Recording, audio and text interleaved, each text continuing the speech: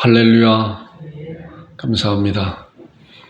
이제 본격적으로 장마가 이렇게 시작된 것 같습니다. 이번 주간에도 일기예보를 보니까 내일만 조금 이렇게 좀 괜찮고 모레부터는 또 계속 이렇게 비 오는 것 같아요. 여러분들 우기에 또 장마통에 건강 잘 지키시는 여러분들 되기를 주님으로 축원드립니다. 이제 때가 참에 다섯 번째 됐습니다.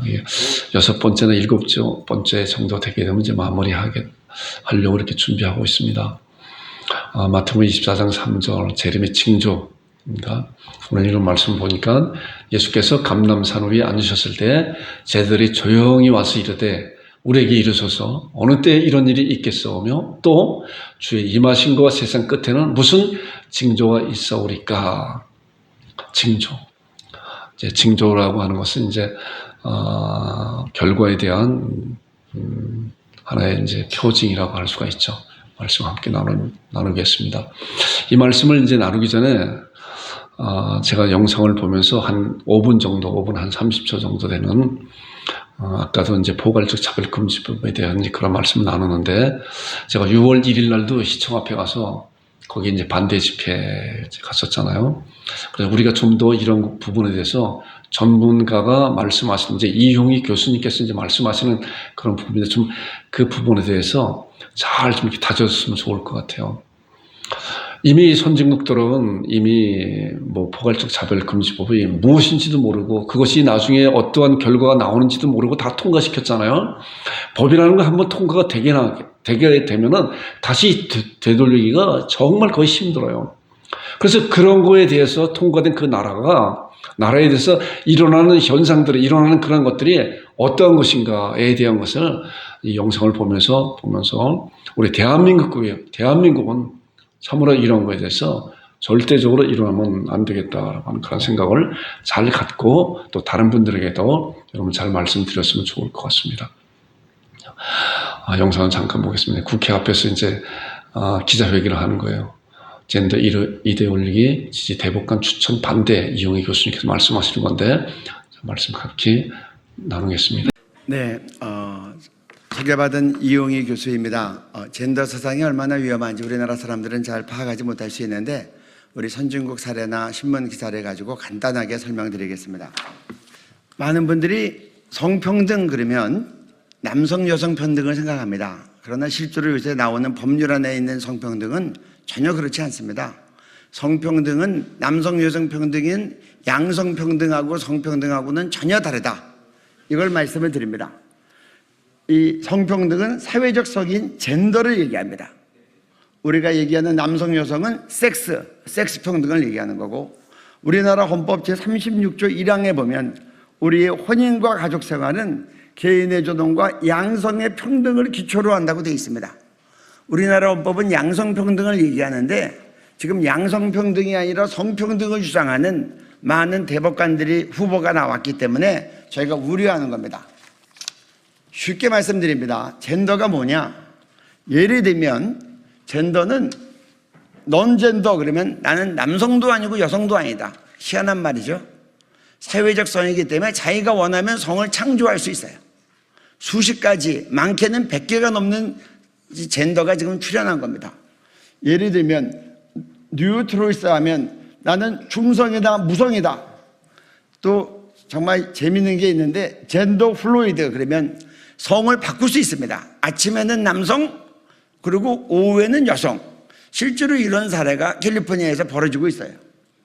폴리젠더 나는 여러 가지의 성을 가지고 있다.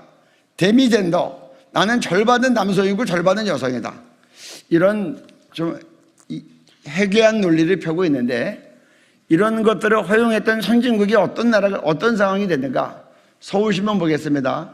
진짜 여자야? 수염난 성전환 선수 상대편 3명 부상시키고 승리.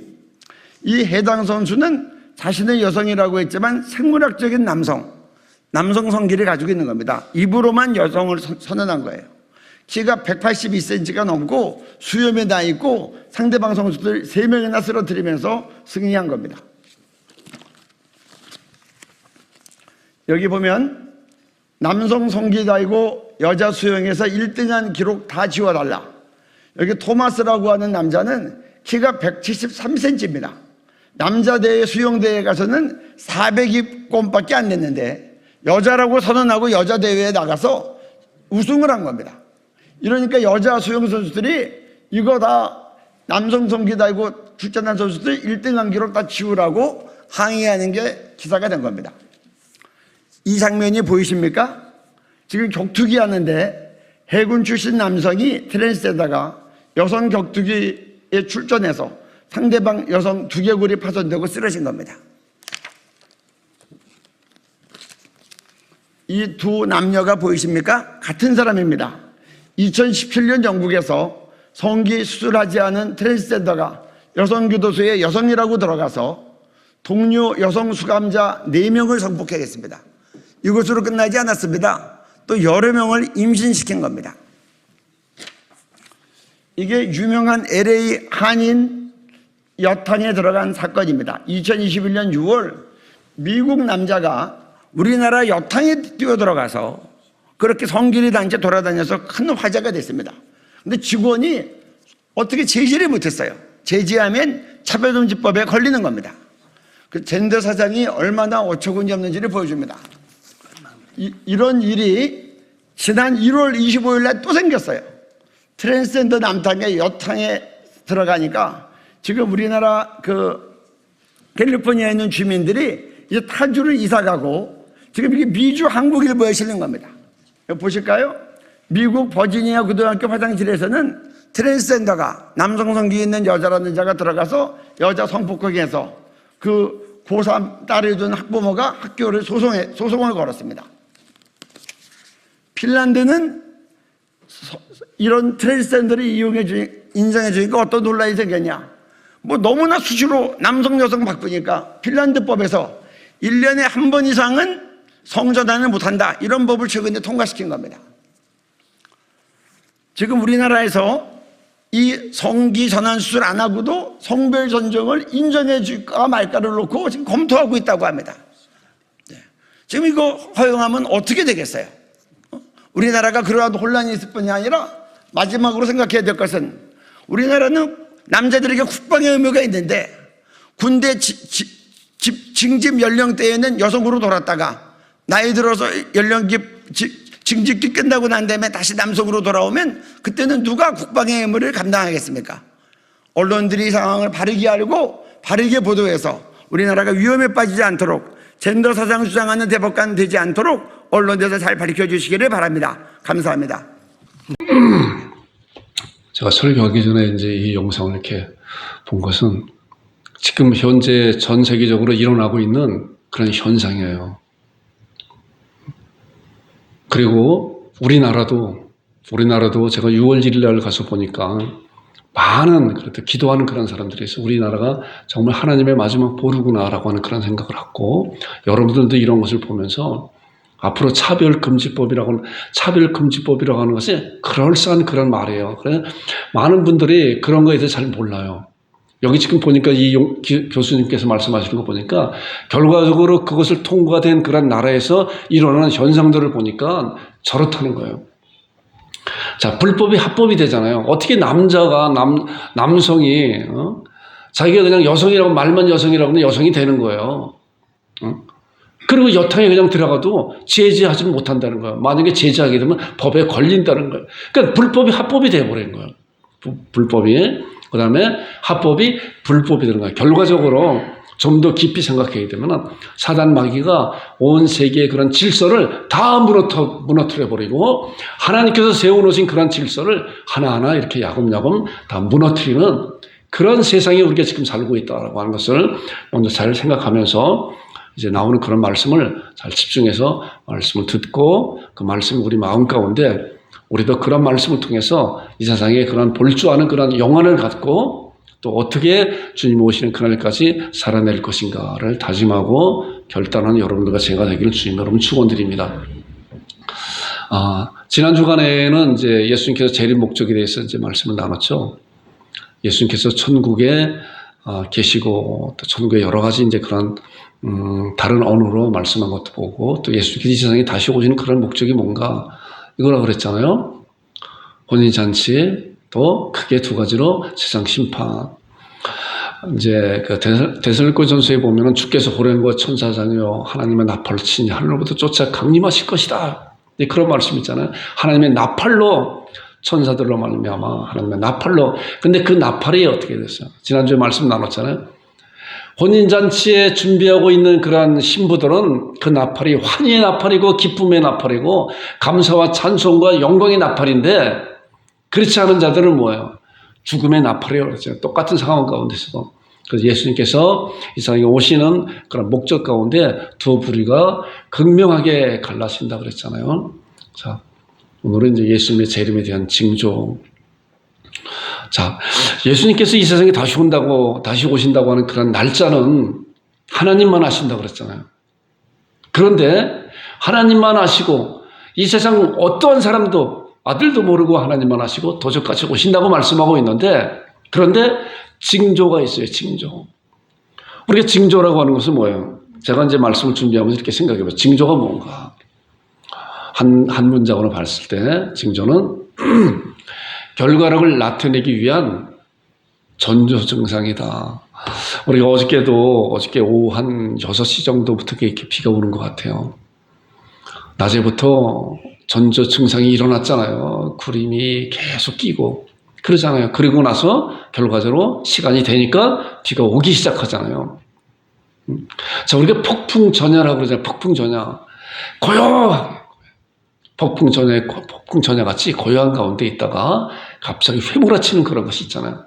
그렇기 때문에 징조가 분명히 있어요. 하나님께서 성경을 통해서 예수님께서 이 세상에 다시 오신다고 하는 그런 약속은, 그런 날짜는 아무도 모르지만은 예수님이 오시기 위한 그런 징조가 있다라고 성경 가운데서 말씀하고 있어요. 이미 성경은, 신약 성경이 이제 예수님 주 한 100년 정도까지 이렇게 쓰여 있다고 그랬잖아요. 예수님 오시기 1500년 전, 예수님 오시고 난 100년 전, 그래서 약 1600년 동안 40여 명의 그런 하나님의 일꾼들이 이제 성경을 기록했다고 그랬잖아요.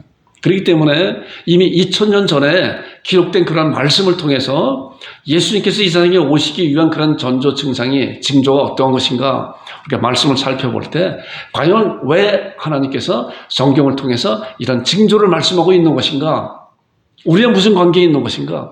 하나님의 자녀들은 그런 징조를 보면서 예수님께서 이 세상에 다시 오신다고 하는 그런 약속된 그런 약속을 믿고 준비하고 기다리라고 하는 그런 말씀이, 이런 말씀 가운데 중요하게 우리에게 주신 그런 말씀이에요. 자, 본문에 보니까 예수님께서 감람산 위에 앉으셨을 때 제자들이 조용히 와서 우리에게 이르되 어느 때 이런 일이 있겠사오며, 자, 여기까지는 이제 그런 말씀이에요. 예수님께서 마태복음 21장부터 쭉 예수님께서 예루살렘 성에 들어가서 이제 그 장사치들을 다 내쫓고, 그리고 종교 지도자에게 엄청난 그런 말씀을 많이 하죠. 외식하는 자들아, 그리고 여러 가지 비유를 통해서 포도원 비유, 또한 세금 내는 비유, 또한 부활에 대한 그런 비유를 말씀하면서 그들에게 엄청난 책망을 하죠.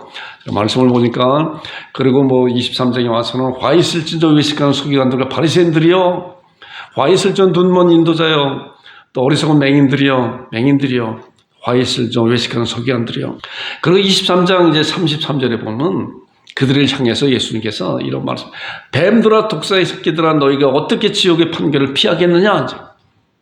사단 마귀의 자녀들아, 그들에게 강하게 예수님께서 얼마나 의분이 있고, 그렇기 때문에 그들을 향해서 겉모습만 화려하고 외식하는 그런 자들을 위해서 예수님께서는 뱀들아 독사의 새끼들아, 이런 새끼라고 하는 것은 욕에 대한 것이 아니라 독사의 자식들아, 사단 마귀의 자식들아, 너희가 어떻게 지옥의 판결을 피하겠느냐라고 말씀하고, 이제 예수님께서 24절에 들어와서 성전을 나가시면서 제자들이 이 견고하고 아름다운 그 성전을 보세요. 다른 복음서에 보니까. 그랬을 때 예수님께서 그들을 향해서 그런 말씀을, 이 성전에 돌 하나도 남지 않을 것이다 라고 하는 거예요. 그럴 때 이제 그 24장 3절에 말씀하는 거가 제자들이 어느 때가 그런 일이 있겠습니까? 라고 말씀하는 거예요. 자, 그 일은 이미 지나온 과거적인 일이에요.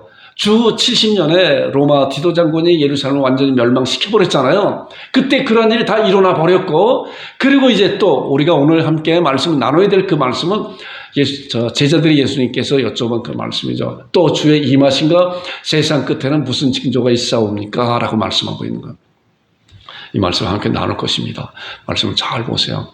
성경 가운데서 그 징조에 대한 앞으로 일어날 그런 일에 대해서 2000년 전에 기록된 하나님의 말씀이 우리가 지금 살고 있는 이 시대에도 정말 그 말씀이 얼마나 정확하게 말씀을 기록하고 있는 것인가를 우리가 이 말씀을 통해서 알게 됩니다. 자, 비유로 말씀했잖아요. 비유로. 자, 예수님께서 보니까 마태복음 24장에 나오는 말씀 보니까 무화과나무의 비유를 배우라. 그래서 무화과나무의 비유를 그 가지가 연화해지고 잎사귀를 내면 여름이 가까운 줄 아나니. 자, 이런 말씀을 보니까 비유적으로 가지가 연화해지고 잎사귀를 내면 여름이 가까운 줄을 너희 이제 알지 않느냐 이런 것을 보면서 자, 우리나라 표현을 하게 되면은 자, 봄의 전령자가 누구예요? 개나리가 피는 것을 보면은 또한 목련이 피는 것을 보면은 또한 벚꽃이 피는 것을 보면은 그런 것을 보면은 아무리 긴 겨울이라고 해도 여름이 왔구나, 봄이 왔구나라고 생각할 수 있잖아요. 이와 같이 무화과나무의 비유를 배우라. 그 가지가 연해지고 잎사귀를 내면 여름이 가까운 줄 여러분들 잘 알지 않느냐. 그리고 나오는 말씀이 이와 같이 이런 것과 같이 너희도 이 모든 일을 보거든 인자가 가까이 곧 문 앞에 이런 줄 알라.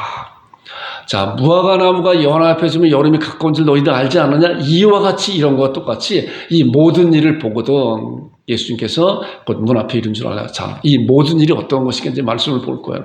이 모든 일이 어떤 것을 너희들 보거든. 이 모든 일에 대한 구체적인 말씀을 크게 이제 두 가지로 말씀을 나눌 거예요. 세상에 흘러가는 그런 거에 대해서 세상에 대한 그런 말씀과 또 인간의 그 마음에 대한 그런 말씀을 성경을 통해서 말씀을 보겠습니다. 함께 그 말씀에 집중해서 우리가 지금 살고 있는 이 시대가 어떠한 시대에 살고 있는 것인가. 이 모든 일이 보거든 인자가 가까이 곧 문 앞에 이른 줄을 알아라. 이러한 징조를 보거든 라고 말씀하고 있는 거예요. 자, 마태복음 24장 37절에 나오는 말씀 보니까 이런 말씀, 계속적으로 마태복음 24장에 나오는 말씀은 이제 예루살렘의 그런 멸망과 예수님께서 이 세상에 다시 오실 때 그런 징조에 대한 말씀을 하고 있는 거거든요. 이것이 이제 복음서에서 같이 이렇게 공간 복음에서 같이 말씀하고 있어요. 특별히 오늘 이제 마태복음에 대한 말씀을 함께 나누는 것인데 보니까 노아의 때와 같이 인자의 임함도 그러하리라. 노아의 때가 어떠한 때이기 때문에 인자의 임함도 노아의 때와 같을 것이다 라고 구약의 노아의 시대의 그런 말씀을 거론하면서 예수님께서 말씀하고 있는 거예요. 인자의 임함도 그러하리라. 보니까 홍수전에 노아가 방주에 들어가던 날까지, 방주에 들어가는 코앞에 닥쳐인 날까지 이들은 어땠어요? 사람들이 먹고 마시고 장가들고 시집가고 있으면서 노아가 경고하는 그런 말씀에 전혀 관심이 없고 귀를 기울이지 않았어요. 그렇기 때문에 홍수가 나기 바로 직전까지도 이들은 먹고 마시고 세상에 벌겋게 대낮인데 무슨 이야기를 하는 거냐라고 오히려 노아를 조롱하는 것 같이 했잖아요. 장가들 시집가고 있으면서 홍수가 나서 그들을 다 멸하기까지 깨닫지 못하였더니 인자의 임함도 이와 같으리라. 자, 깨닫지 못하였다고 하는 그런 말씀도 보니까 그거예요. 고린도후서 4장 4절에 있는 말씀을 보니까 그런 말씀이요. 이 세상 신이 믿지 않는 자들의 마음을 혼미케 한다 그랬습니다. 이 세상 신이 믿지 않는 자들의 사단 마귀가 믿지 않는 자들의 마음을 혼미케 하며 예수 그리스도의 영광의 복음의 광채를 비추지 못하게 한다는 거예요. 마음을 혼미케, 이 말씀도 보니까 멸하게 깨닫지 못하였다 마음이 둔하여져서 그런 것이 어떤 것인지 알지 못하는 가운데 결과적으로 하나님의 시간표대로 홍수가 나서 이들이 다 죽음을 당하게 되었었잖아요. 자, 이것을 이제 창세기에 있는 말씀을 노아의 때가 어떤 것인가 이제 보겠습니다. 여호와께서 사람의 죄악이 세상에 가득함과 저 노아의 때와 같이 인자의 임함도 그럴 것이다 라고 하는 그런 징조가 이런 거예요. 여호와께서 사람의 죄악이 세상에 가득함과 그의 마음으로 생각하는 모든 계획이 항상 악하고 하나님 앞에 부패와 포악함이 땅에 가득한지라 내가 그들을 땅과 함께 멸하리라. 이제 6장에 나오는 5절, 11절, 13절의 말씀은 제가 이제 요약한 거예요. 항상 그들의 생각이 포악한 그런 생각으로 또한 죄악된 그런 생각으로 항상 악하였다. 그렇기 때문에 하나님께서 그들을 멸하신 그런 것인데 그 멸하시기 바로 전에 그 사람들의 나타나는 그 현상이 바로 이러한 부분이라는 거예요. 이러한 부분. 이따가 나오는 말씀인데 우리가 지금 살고 있는 이 시대가 사람들의 마음 상태가 어떠한 부분인가 또 이 세상에 돌아가고 있는 그런 상태가 어떠한 것인가 성경은 정확하게 기록하고 있어요. 우리가 그런 것을 보면서 우리가 지금 살고 있는 이 시대가 어떠한 시대인가를 잘 분별하는 여러분과 제가 되기를 주님 여러분 축원드립니다. 자, 그런데 이제 창세기 6장 8장에 보니까 노아는 우리도 마찬가지로 이 세상이 그런 세상을 흘러가도 하나님의 자녀인 우리들은 그런 이야기나 마찬가지예요. 노아는 여호와께 은혜를 입었더라. 이것이 노아의 족본이라. 노아는 의인이요 당대의 완전한 자라. 그는 하나님과 동행하였다. 하나님과 동행하는 그런 자였었다. 많은 사람, 노아의 여덟 식구 빼고 모든 사람들은 하나님의 말씀을 다 쳐버리고 자기 마음대로 먹고 마시고 장가들고 시집가는 그런 가운데 당장 코앞에 닥치는 그런 죽음도 알지 못하는 그런 가운데 있었다. 이것은 바로 마음이 둔하여지고 사단 마귀가 그 마음을 혼미케 하고 하는 그런 가운데 있었던 것이다. 이 말씀 보니까 그는 하나님과 동행하였다라고 하는 그런 말씀을 생각해 보면서 다윗에 대한 그런 말씀이 생각나요. 열왕기상 15장 5절에 나오는 말씀 보니까 이 말씀이요. 다윗은 전에도 이제 설교하는 그런 말씀이 있는데 얼마나 교활하고 얼마나 그래요. 자, 자기의 충성된 햇사람 우리아의 아내 바세바를 범했잖아요. 그리고 결과적으로 그 남편 우리아를 전쟁통에 나가서 죽이게 만들었잖아요. 얼마나 극악무도한 그런 죄인이에요. 그런데 그 이후에 하나님 앞에 통에 자복하고 난 다음에 다윗은 햇사람 우리아의 일 외에는 평생에 여호와 보시기에 정직히 행하고 자기에게 명령하신 모든 일을 어기지 아니하였습니다. 그렇기 때문에 하나님께서 다른 사도행전을 보니까 다윗을 보기에 하나님의 마음에 합한 자라는 거 하면 마음에 합한 자. 아까 노아도 하나님과 동행하였다. 하나님의 마음에 합한 자다. 다윗도 그렇게 극악무도한 범죄를 지었지만 그 이후에 보니까 평생에 여호와 보시기에 굉장히 중요한 말씀이에요. 여호와 보시기에 정직히 행하였다.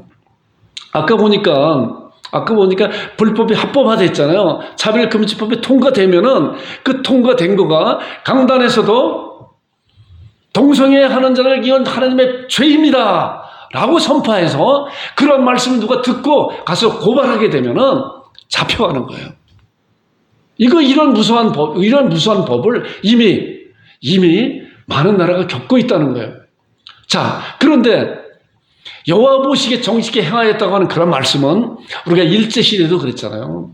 법이라고 하는 것이 일제시대도 신사참배하는 법이 법이에요. 그렇기 때문에 많은 사람들이 신사참배를 할 수밖에 없는 그런 가운데 있었고 또한 죽음을 두려워하고 감옥 가는 걸 두려워해서 많은 믿음의 사람들이 신사참배를 하고 그것을 모면하기 위해서 했잖아요. 그러나 그래도 하나님의 말씀을 굳건히 지키고 생명을 내놓고 지킨 믿음의 사람들은 여호와의 보시기에 정직히 행하였다는 거예요. 세상 법보다 하나님의 법이 위에 있는 것이라는 거예요. 그것이 아무리 합법이라고 해도 그것은 불법이다. 하나님의 법을 모독하는 그런 법이기 때문에 우리는 목숨을 걸고 목숨을 내놓고 그 법을 거부하겠다. 그것이 하나님이 보시기에 정직히 행한 그런 것을 우리가 이런 말씀을 알게 됩니다. 여러분들과 제가 다윗과 같이 하나님 보시기에 평생에 정직히 행하는 여러분들과 제가 되기를 주님 여러분 축원드립니다. 자, 주의 임하시기가 세상 끝에는 무슨 징조가 있어? 그러니까 이제 징조에 대한 그런 말씀을 나눌 거예요. 징조. 성경을 통해서 보세요. 마태복음 24장, 우리가 오늘 본문 마태복음 24장 3절 말씀을 본문 읽었죠. 자, 5절부터 12절에 나오는 그런 말씀을 우리가 한 절 교독하겠습니다. 자, 마태복음 24장 신약성경 41절. 자, 제가 5절 읽고 여러분들 6절 읽고 10절까지 그렇게 교독하겠습니다. 많은 사람이 내 이름으로 와서 이르되 나는 그리스도라 하여 많은 사람을 미혹하리라. 난리와 난리 소문을 듣겠으나 너희는 삼가 두려워하지 말라. 이런 일이 있어야 하되 아직 끝이 아니니라. 민족이 민족을 나라가 나라를 대적하여 일어나겠고 곳곳에 기근과 지진이 있으리니 이 모든 것은 재난의 시작이라. 그때 사람들이 너희를 환난에 넘겨주게 쓰며 너희를 죽이리니 너희가 내 이름을 때문에 모든 민족의 미움을 받으리라. 그때 많은 사람이 실족하게 되어 서로 잡아주고 서로 미워하겠으며 거짓 선지자가 많이 일어나 많은 사람을 미혹하겠으며 불법이 성함으로 많은 사람의 사랑이 식어지리라. 제가 이제 5절부터 10절에 나오는 말씀을 이제 간단하게 이제 주제된 말씀을 이렇게 요약을 했어요. 거짓. 자, 징조. 예수님께서 이 세상에 오시기 전에 징조가 나타나는 거짓 메시아, 거짓 선지자. 어때요, 지금? 얼마나 많은 거짓 메시아, 거짓 선지자가 나타나고 있어요. 난리와 난리, 별의별 그런 희한한 그런 것이 많이 이렇게 나오잖아요. 또 전쟁, 민족과 민족, 나라와 나라. 지금도 우리나라도 이제 1950년대 민족과 민족 간의 그런 동족 상쟁의 그런 것을 겪어왔잖아요. 또한 나라와 나라가 대적하는 지금도 얼마나 세계 곳곳에서 이제 전쟁이 일어나고 있어요. 또 기근과 지진. 한쪽에서는 너무 풍요로워서 음식을 많이 이렇게 남아서 또 버리기도 하는데 또 한쪽에서는 얼마나 또 배고픔에 굶주리고 있어요. 또 지진. 얼마 전에 또 큰 지진이 또 일어났어요. 우리나라도 지진의 안전지대라고 하였지만은 그러나 얼마 전부터 우리나라도 지진의 안전지대가 아니구나. 얼마나 많은 지진이 또 지진이 일어나도 큰 지진이 일어나는 그런 모습을 보게 됩니다. 이것이 바로 예수님께서 이 세상에 오시기 전에 징조로 나타나는 것을 이미 2000년 전에 하나님께서는 말씀을 통해서 기록하고 있는 것을 우리가 지금 보고 있는 거예요. 앞으로 일어날 일에 대해서. 그 다음에 불법이 성화했다 그래요. 사랑이 식어졌다. 자, 아까 영상 봤잖아요. 불법이 합법화되고 불법이 성해서 모든 질서가 엉망이 되어버리는 그런 사회로 지금 달려가고 있는 거 아니에요. 달려가고 있어요. 불법이 합법화되는 그런 세상 가운데 우리가 있는 거예요. 그래서 우리가 정신을 차리고 하나님께서 말씀하시고 말씀하고 있는 그런 말씀이 어떠한 것인가 관심을 가지고 그 말씀에 단단히 서야 된다는 거예요. 자, 사랑이 식어진다고 하는 그런 것은 뭐예요? 제가 사랑이 식어진다고 하는 그런 말씀 곰곰이 이렇게 생각했을 때 우리 핸드폰 있잖아요. 핸드폰 보게요. 지금 젊은 그런 친구들도 그래요. 또 저도 뭐 별 수 없지만 핸드폰에 많이 얼마나 우리의 정신이 이렇게 마음을 뺏기는지 몰라요. 자, 그것을 보면은 서로 간에 대화를 나누는 그런 것보다 그 자기 안에 갇혀서 그 말씀 가운데서 내용 가운데서 그 안에서 자기도 모르게 이렇게 젖어 들어간다는 거예요. 그래서 개인주의가 얼마나 팽배해지고 있는 것인가를 이런 말씀을 통해서 알게 되는데 그것이 바로 마지막 주님이 오시는 그런 시대에 일어나는 징조라고 하는 그런 사실을 우리가 이런 말씀에서 잘 다져지는 아는 여러분들이 되기를 주님은 축원드립니다. 자, 누가복음 21장에 보게 되면은 비슷한 말씀인데 이제 공간복음에 다 그런 말씀에 대해서 기록하고 있어요. 특별히 누가복음 21장에는 또 이르되 민족이 민족을 나라가 나라를 대적하여 일어나겠고 곳곳에 큰 지진과 기근과 전염병이 있겠고 자, 우리가 얼마나 몇 년 전에 코로나라고 하는 그런 엄청난 그 쓰나미 같은 그런 전염병에 이렇게 했어요. 근데 이미 2000년 전에 이렇게 말씀을 하고 있어요. 주님이 오시는 그때가 되게 되면 이런 징조가 일어날 것이다. 무서운 일과 하늘로부터 큰 징조가 있을 것이다. 라고 이렇게 말씀을 하고 있습니다. 자, 이제 이것은 지금 세상적으로 일어나는 그런 일에 대해서 우리가 말씀을 이렇게 보았는데 이제 사람들의 그런 마음 상태가 어떤 것인가. 주님이 오시기 전에 그런 징조로서 사람의 그런 마음 상태가 어떤 것인가 이미 낱낱이 기록하고 있어요. 말씀에서 보니까. 제가 가끔 그런 말씀을 여러분들에게 드리잖아요. 이 목사도 말씀을 보면서 얼마나 말씀이 톱니바퀴까지 잘 맞아 들어가는 것인지 정말 귀한 말씀이구나. 정말 하나님의 말씀이 하나도 짝이 없는 것이 없고 하나도 빠진 것이 없구나라고 이제 이사야 34장 16절에 나오는 그런 말씀같이 정말 그렇다라고 하는 것을 말씀을 보면서 준비하면서 다시 한번 이렇게 경험하게 되는 그런 말씀이요. 디모데후서 3장 1절부터 4절에 나오는 말씀 보니까 너는 이것을 알라. 말세에 고통하는 때가 이르러. 말세에. 자, 주님이 오시는 그때가 이르러. 자, 사람들이 그런 마음 상태가 어떤 건가 보세요.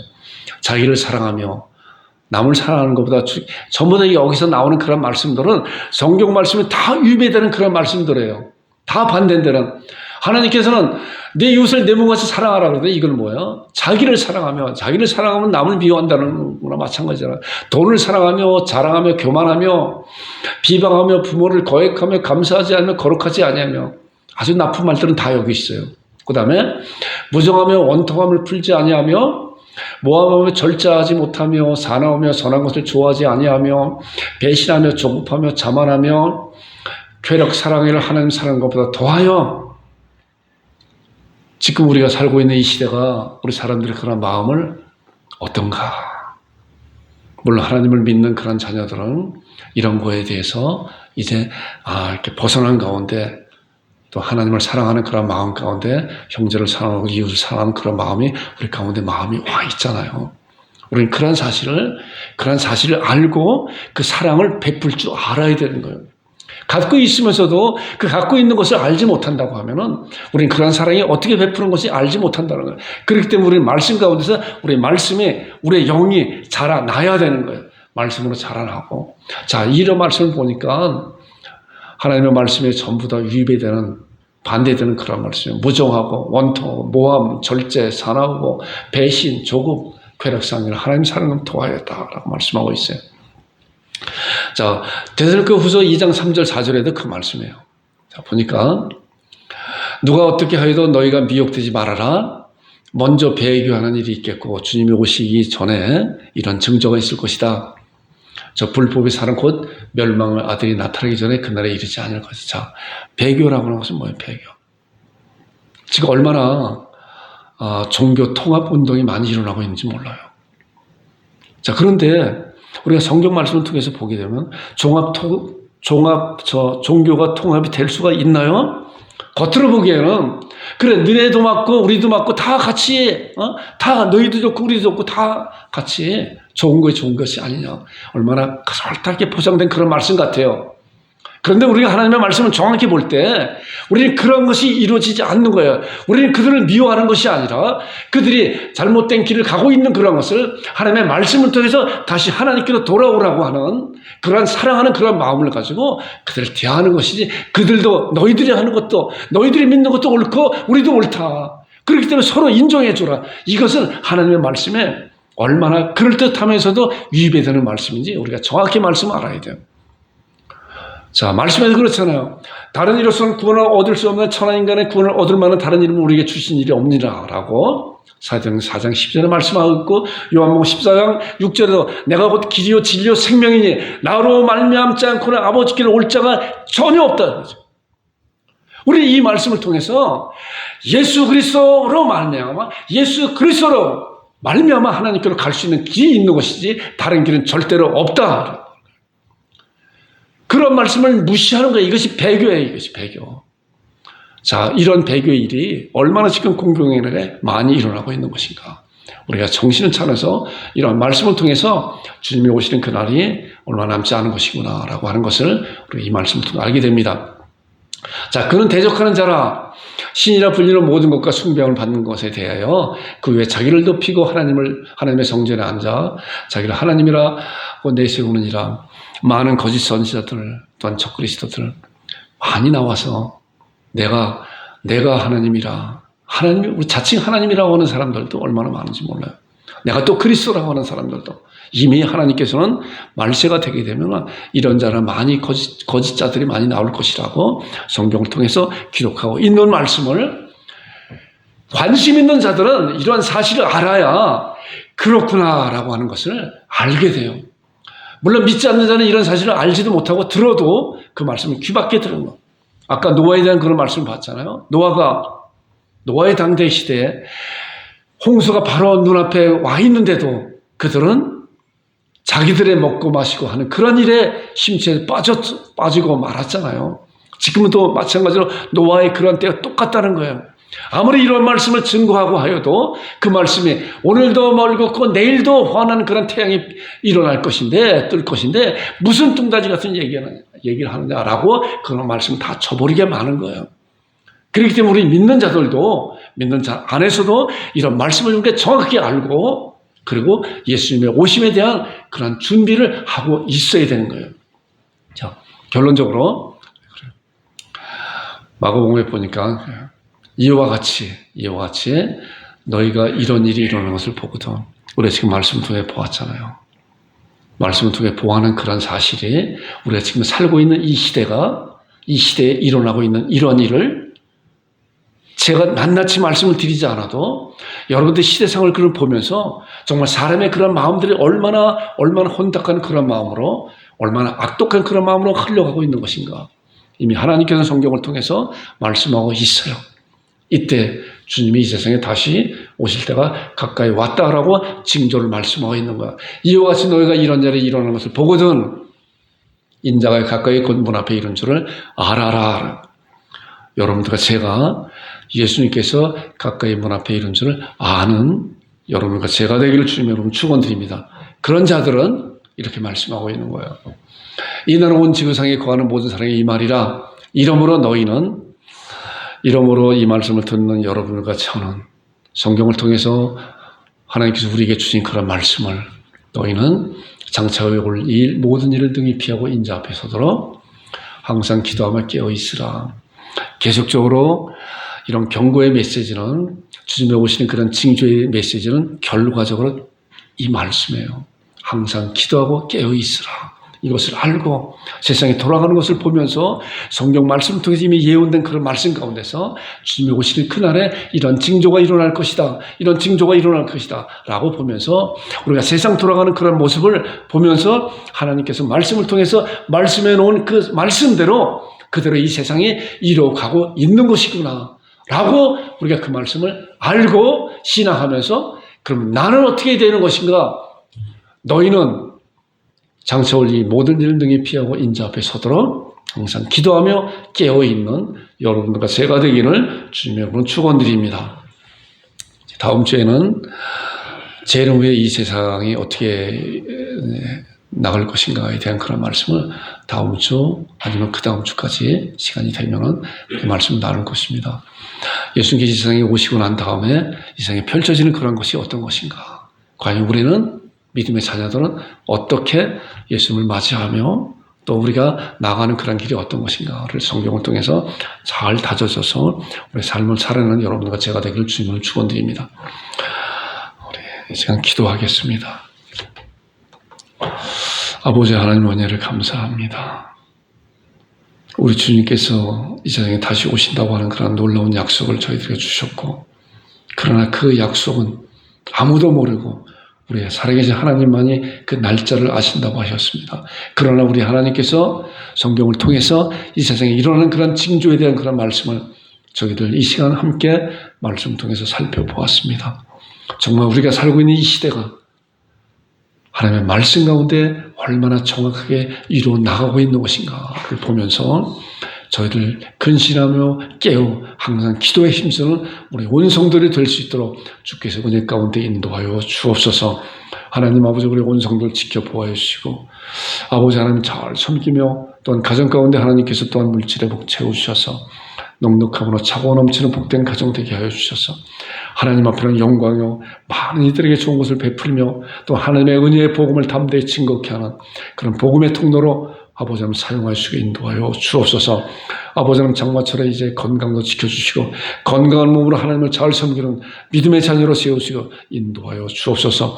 우리 하윤이 수호 규민이 말씀 안에서 믿음으로 잘 성장하여서 우리 하나님 앞에 귀하게 쓰임받고 우리 양국 참께 큰 일꾼 될 수 있도록 도와주시고 인도하여 주시고 이 나라의 백성을 불쌍히 여겨주시고 국리를 여겨주셔서 하나님 아버지 정치적으로 경제적으로 안정된 나라가 되게 하시고 세계 만방에 나가 있는 많은 선교사를 위해서 아버지 하나님 기도로서 또한 물질로서 봉사 헌신으로서 후원하는 대한민국 교회가 되게 하시고 우리 양국 참배교회도 이런 일에 이름을 감당하는 교회가 될 수 있도록 인도하여 주옵소서. 이끌어 주옵소서. 하나님 앞에 감사드리며 예수님의 이름으로 기도 올려옵나이다.